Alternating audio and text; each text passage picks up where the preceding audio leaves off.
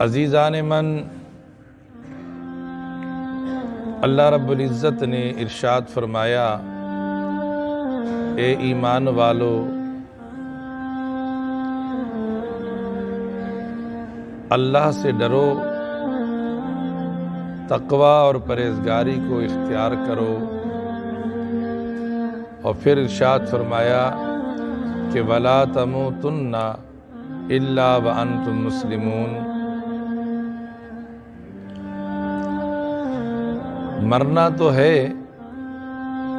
مگر ایسے مرو کہ جیسے مسلمان مرتا ہے، مومن بن کر، مسلمان بن کر مرو، کہ پتہ چلے کہ یہ جنازہ کسی مسلمان کا ہے، کسی مومن کا ہے، کہ نبی کے غلام کا ہے، نبی کے تابعدار کا ہے۔ اسی طرح جیو تو پتہ چلے کہ یہ نبی کا غلام ہے، پرہیزگاری میں بھی پتہ چلے کہ یہ نبی کا غلام ہے، دینداری اور دنیا داری میں بھی پتہ چلے کہ یہ نبی کا غلام ہے۔ اصل بنیاد نبی کریم صلی اللہ علیہ وآلہ وسلم کی غلامی ہے، کہ جب بندے کے اندر یہ چیز پیدا ہو جائے تو پھر وہ ایسا غلام ہوتا ہے کہ سیدنا حضرت فاروق اعظم رضی اللہ تعالی عنہ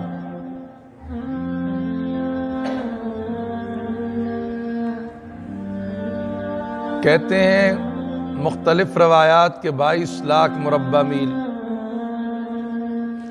25 لاکھ مربع میل اور 36 لاکھ مربع میل پر آپ کی حکمرانی اور نگہبانی تھی۔ لیکن ساری بات عمر فاروق کہتے ہیں کہ میں اونٹ چرانے والوں کا بیٹا، یہ جو کچھ بھی ہے میرے سرکار کا کرم ہے، میرے نبی کا کرم ہے۔ مدینہ طیبہ طاہرہ میں زلزلہ آیا، سیدنا فاروق اعظم رضی اللہ تعالی عنہ نے حمد و ثنا پڑھی، زلزلہ نہ رکا، اور اپنا درہ اٹھایا اور زمین پہ رکھ کے مارا اور کہا کہ زمین بتا، کیا عمر نے تجھ پر عدل کو قائم نہیں کیا؟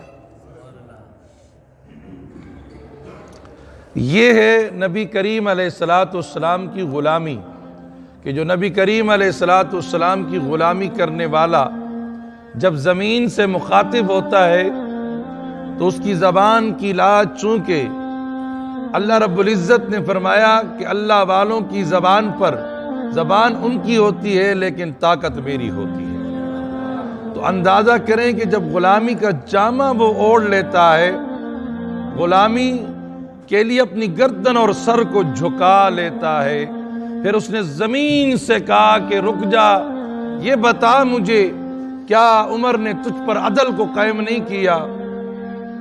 خدا کی قسم زمین رک گئی، اسی وقت رک گئی اور اپنا درہ زمین پہ مارا۔ تو اندازہ لگا لیں کہ یہ ہے غلامی، یہ ہے مدینے کی ریاست، یہ ہے نبی کریم علیہ السلام کی سچی اور پکی غلامی ہے، کہ لوگ شکایت لے کر آئیں اور کہا کہ یا امیر المؤمنین، دریا نیل والوں نے تو ایک نئی بات کہہ دی ہے۔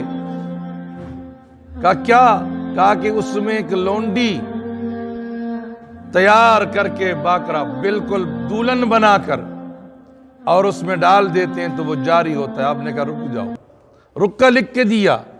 اب بتائے کہ دریا کو، نہر کو، سمندر کو رکا لکھنے والا یہ سیدنا حضرت فاروق اعظم ہیں، یہ حکمران ہیں، نبی کے غلام، مدینے کی ریاست والے ہیں، مدینے کے والی ہیں، نگہبان ہیں، مدینے والے کے تابعدار اور غلام سیدنا حضرت فاروق اعظم رضی اللہ تعالی عنہ ایک رکہ لکھتے ہیں، اور رکے میں کیا لکھتے ہیں کہ اللہ کے نام سے شروع کرتا ہوں اور میرا نام عمر بن خطاب ہے، سن اگر تو اللہ کی رضا کے لیے جاری ہوتا ہے تو ہمیں تیری ضرورت ہے، اور اگر نہیں تو ہمیں کوئی ضرورت نہیں۔ رکا دیا غلام کو، کہا اس نہر کے اندر ڈال دے، قیامت تک وہ نہر جاری رہے گی۔ یعنی یہ ہے نبی کریم علیہ السلام کی سچی اور پکی غلامی، کہ جب نبی کریم علیہ السلام کی غلامی کرنے والا ہو، نبی کریم علیہ السلام کی سچا غلام۔ آج ہم نے نبی اپنے آپ کو سنوارنے میں لگتے ہیں، پوزیشن کرتے ہیں، لباسوں کو، چہرے پہ کیا کیا، داڑھی کو، بالوں کو کیا کرتے کہ ہم سونے لگیں، ہم خوبصورت، ہم کسی کی آئیڈیل بن جائیں، کوئی ہمیں دیکھے۔ لیکن خدا کی قسم وہ 36 لاکھ مربع میل کا ہو کر اور اس کے جبے پہ 36 پیون لگے ہوئے آ کر وہ امیر المومنین بن کر آ رہا ہے۔ یہاں تک کہ امیر المومنین لیٹ آئے تو سیدنا ابو ذر غفاری نے گیٹ پہ روک دیا کہ یا امیر المومنین، کیا ہم آپ کے نوکر ہیں جو آپ کا انتظار کریں؟ اتنی دیر سے آپ آ رہے۔ آپ نے فرمایا ابو عبداللہ، بس مجبوری میری یہ تھی کہ میرے پاس ایک ہی جبہ تھا جو میں دھو کر سکھانے کے لیے کھڑا ہوا، ذرا دیکھو ابھی بھی آدھا سوکھا ہے اور آدھا گیلا ہے۔ یہ ہے مدینے کی ریاست، یہ ہے مدینے کا نگہبان، یہ ہے مدینے کا وہ غلام، نبی کریم علیہ السلام کا جانشین جو ہے۔ یہ انداز ہے ان کا، راتوں میں گشت کرنا، راتوں میں پھرنا۔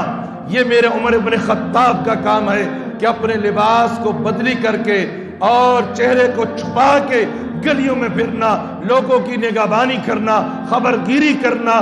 یہ ہے مدینے کے وارث، اور مدینے کا جو ریاست ہے، اس کا جو متولی ہے، اس کا جو امام ہے اور امیر المؤمنین ہے، ان کا مقام تو یہ ہے۔ تو سیدنا حضرت فاروق اعظم رضی اللہ تعالی عنہ 36 لاکھ مربع میل کے وہ نگہبان ہیں، اور فرماتے ہیں اگر نیر فراق کے سامنے ایک بکری کا بچہ بھی اگر پیاسا رہا تو عمر اس کا جواب دے گا، عمر اس کا جواب دے گا۔ عزیزان من، یاد رکھیے کہ یہ نام مدینے کی ریاست نہ ہو، بلکہ جب نام لیا ہے تو کام بھی ہو۔ ملک بھر میں کتنا عذاب ٹھہرا ہوا ہے، کتنے ہڑتال بنے ہوئے، دھرنے دیے ہوئے، ان کا مطالبہ ہے پورا کیا جائے۔ اس میں حرج کیا ہے؟ آپ بادشاہ ہیں، آپ وزیر ہیں، پورا کیا جائے۔ خدا کی قسم، یہ کون سی سکوٹی ہے، یہ کون سی پرابلم ہے جو آپ کو آنے نہیں دیتی؟ اللہ کی قسم، میرے عمر ابن خطاب 36 لاکھ مربع میل، اور ایسی عظیم ہستی ہے۔ میرے آقا علیہ السلام کے زمانے میں عمر فاروق نے سورج کو غصے کی نگاہ میں دیکھا۔ میرے نبی نے فرمایا اے عمر، جب تک کہ تو پیار سے سورج کو نہیں دیکھا، سورج پر گرہن لگتا رہے گا۔ یہ میرا عمر ہے، یہ انداز ہے عمر فاروق کا کہ سورج کو غصے کی نگاہ سے جب دیکھا تو سورج کو گرہن لگ گیا۔ عمر فاروق رضی اللہ تعالیٰ عنہ جس راستے سے گزر جائے اس راستے سے شیطان نہیں گزرتا۔ وہ عمر بن خطاب رضی اللہ تعالی عنہ مدینے کا والی ہے، وہ ریاست مدینے کا حقدار ہے جو میرے نبی کا جانشین ہے، میرے نبی کا خلیفہ ہے۔ عزیزان من، یاد رکھیے کہ میرے وہ مدینے کا وارث صرف نام نہیں، حکمران ہو تو ایسا، جب ڈیمانڈ ہے تو پوری کی جائے۔ ملک وقت پایا ہوا ہے، گلی بند، روڈ بند، علاقہ بند، 9:30 بجے کا نکلا ہوا، میں ابھی پہنچا ہوں، کبھی اس گلی سے، کبھی اس پٹباری سے چھلانگ لگاؤ، کبھی اس پٹباری سے چھلانگ لگاؤ۔ ڈیمانڈ پوری کی جائے، جس کی بھی ہے، جو بھی ہے، ہمیں کوئی غرض نہیں ہے، ان کی ڈیمانڈ ہے، آپ نمائندہ ہیں۔ میرے عمر بن خطاب رضی اللہ تعالیٰ عنہ 36 لاکھ مربع میل کے ہے۔ حضرت عباس رضی اللہ تعالیٰ عنہ نے شکایت کی، اور وہ حضور کے چاچا ہے، آپ عدالت وقت میں گئے، چیف جسٹس قاضی القضاء سے کہا کہ حضور میرے گھر کا پرنالہ کسی اور نے نہیں نکالا، عمر بن خطاب نے اکاڑ کے لے گئے ہیں۔ کیا مقام عباس نہیں جانتے تھے کیا عباس کو یہ پتہ نہیں تھا کہ امیر المؤمنین کی شان کیا ہے؟ میرا نبی کہتا ہے میرے بعد اگر نبی ہوتا تو عمر ہوتے۔ خدا کی قسم میرا نبی تو دعا مانگتا ہے، سارے صحابہ میرے نبی کے مرید ہیں، لیکن عمر تو مرید بھی ہے اور مراد بھی ہے۔ کیا حضرت عباس یہ نہیں جانتا تھا؟ معلوم نہیں تھا، لیکن بتانا تھا کہ مدینے کی ریاست کیا ہے، مدینے میں عدل کیسے ہوتا ہے، مدینے میں نبی کی غلامی کیسے ہوتی ہے، یہ بتانا مقصود تھا۔ سیدنا حضرت عباس رضی اللہ تعالی عنہما عدالت میں گئے، جسٹس سے کہا کہ میرے یہ مقدمہ ہے اور میرا پرنالہ کسی اور نے نہیں، عمر ابن خطاب نے نکالا ہے۔ ارے عمر ابن خطاب کون ہے؟ وہ امیر المؤمنین ہے۔ وقت کے قاضی نے یہ نہیں سوچا کہ وزیر اعظم ہے، وقت کے امیر ہے، گورنر ہے، فلاں ہے، خلیفہ ہے، نہیں، فوراً سمن بھیجا اور حضرت کی بارگاہ میں کہا کہ عدالت میں حاضری ہو۔ عمر ابن خطاب حاضر ہوئے، اونچی اونچی اونچی اونچی اونچی اونچی آواز سے، اونچی آواز سے، اونچی ہاتھ لے رہا کہ کہو سبحان اللہ۔ اس لیے کہا میرے پیارے آقا مولا کی غلامی یہ ہے، نبی کریم علیہ السلام کی غلامی۔ اللہ کی قسم عمر ابن خطاب آئے، قاضی نے کہا کہ حضرت آپ نے پرنالہ نکالا ہے؟ کہا حضور اس لیے نکالا ہے کہ مسجد نبوی میں کیچڑ ہو رہی تھی، پانی آ رہا تھا بالکل مسجد، کیونکہ برابر میں حضرت عباس کا گھر تھا، اس گھر کا پرنالہ مسجد کی سینے میں تھا، لہٰذا تکلیف ہو رہی تھی اس لیے میں نے نکال دیا۔ حضرت عباس کہتے ہیں مجھے کیچڑ اور پانی کا تو پتہ نہیں ہے، لیکن خدا کی قسم میری پش پہ کھڑے ہو کر میرے نبی نے یہ پرنالہ لگایا تھا۔ آئے آئے آئے، یہ میرے نبی نے میری پش پہ کھڑے ہو کر یہ پرنالہ لگایا تھا۔ یہ جملہ کہنا تھا، عمر ابن خطاب نے کہا کہ واپس لیا جائے۔ اے چاچا عباس سن، اب 25 لاکھ اور 36 لاکھ کا مربع میل کا مالک جو ہے امیر المؤمنین خلیفۃ الرسول امام المسلمین اب کمر جھکائے گا، اور عباس آپ کھڑے ہو کر یہ پرنالہ لگاؤ گے۔ یہ ہے امیر المؤمنین، یہ ہے ریاست مدینہ، یہ ہے آقا علیہ السلام کی غلامی، نبی کی غلامی اس کو کہتے ہیں۔ یہ نہیں کہا کہ بس انہیں مانا انہیں جانا، انہیں جانا انہیں مانا، بس ہمارا تو مقصد یہی ہونا چاہیے کہ جب بات رسول اللہ کی آ گئی ہے پھر چکڑ کچڑ نہیں دیکھنا کہ اچھا، کہا کہ بس اب پیٹ میری ہوگی، لاتیں آپ کی ہوگی، اسی پیٹ پر میں جھکوں گا، آپ کھڑے ہو کر آپ اس پر ڈالے کو لگا دیجئے۔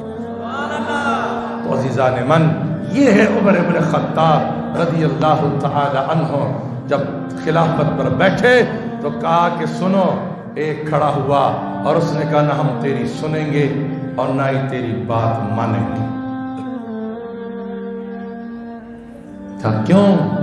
کہا کہ جبہ اتنا لمبا اتنا لمبا اتنا لمبا جبہ، سانو تھوڑے تھوڑے کپڑے، تو آپ زیادہ۔ آپ نے کہا بیٹا ادھر آؤ، چاچا کو جواب دو۔ کہا کہ حضرت بات یہ ہے کہ میرا قد لمبا ہے، اس سے میرا بن نہیں تھا، تو میرے بیٹے نے اپنے حصے کا کپڑا دیا تو میں نے اپنا جبہ تیار کیا۔ پھر غلام کہتا ہے کہ اب ہم تیری بات سنیں گے بھی اور تیری بات مانیں گے بھی۔ عمر ابن خطاب یہ نہیں کہتے اسے جیل میں ڈالو، اسے سزا دو، کہا کہ آپ جیسے غیرت مند جرت مند اگر ہے تو عمر جیسا بٹک نہیں سکتا۔ کہ جو سبحان اللہ، یارو یہ ہونا چاہیے۔ مدینے کی ریاست کی بات کرنا آسان ہے، مدینے کے والی بننا آئے ہائے۔ تو میرے دوست جو بھی مطالبہ ہے پورا کر ڈالو، روڈ کو آزاد کر دو، جانے دو، کرنا چاہیے، وقت کی ذمہ داری ہے، حکومت کی ذمہ داریاں ہیں، اسے پوری کرنی چاہیے۔ مدینے کا نام لینا ہے تو مدینے والے نے تو خدا کی قسم کس انداز سے قربانیاں دی ہیں۔ عمر فاروق اور صدیق اکبر، عثمان غنی، علی المرتضیٰ نے جو قربانیاں دی ہیں ان کو دیکھیں، انہیں اپنا مسئلہ بنا لیں۔ اللہ تعالیٰ سے دعا فرمائیں کہ اللہ تبارک و تعالی اس ملک کی حفاظت فرمائے، اس وطن کی حفاظت فرمائے، اور اللہ تعالیٰ ظالموں کو تباہ و برباد فرمائے۔ اللہ تبارک و تعالیٰ اس وطن کو آباد و شاد فرمائے۔ وما علینا الا اللہ۔